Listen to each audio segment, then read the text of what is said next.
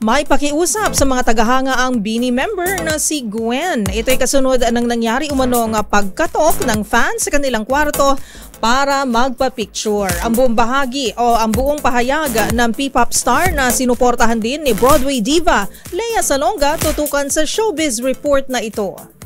Respeto sa kanilang privacy. Ito ang pakiusap ng BINI member na si Gwen matapos umanong may kumatok na fans sa kanilang hotel room para magpa-picture. Unang pahayag pa ng P-pop star, nakakalungkot, palala na ng palala.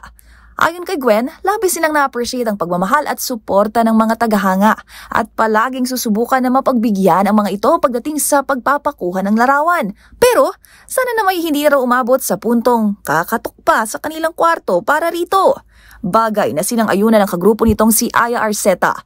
Dahil aniya, at the end of the day, tao lang din daw sila na kailangan ng personal time and space para makapag-recharge. Ang panawagan ni Gwen, sinuportahan din ni Broadway diva Lea Salonga. Say ni Miss Saigon star, say it with me, respect boundaries. Dead man na raw ito sa mga magagalit pero sumusobra na raw ang ibang fans. Sabay paalalang, the ladies of BINI are human beings.